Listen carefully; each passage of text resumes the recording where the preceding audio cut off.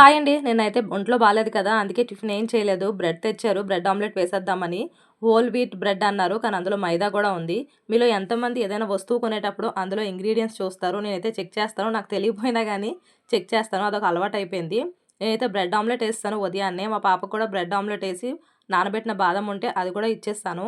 తర్వాత మేము కూడా తనలా కాకుండా కొంచెం ఉల్లిపాయలు అవి కట్ చేసుకొని బ్రెడ్ ఆమ్లెట్ కొంచెం బాగా వేసుకొని తిన్నాము. తనకైతే అలా పల్చగా కావాలంటుంది. అందుకే అలా ఇచ్చేసాను. మా వారికైతే అంబలి తింటారు. తనకి అంబలి చేసి ఇచ్చేసాను. నేనైతే అంబలి అస్సలు తిననండి. నాకసలు నచ్చదు. ఎందుకో తెలీదు. మా బావగారైతే ఉసిరికాయలు చాలా తెచ్చారు. ఏం చేయాలో అర్థం కావట్లేదు.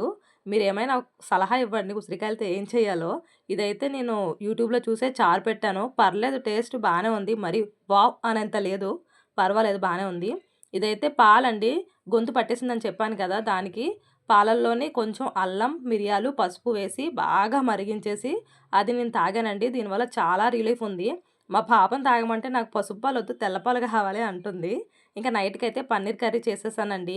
మా పాపకైతే పన్నీర్ ఫ్రై చేశాను. అది తినేసిందండి. Bye bye. మళ్ళీ కలుద్దాం.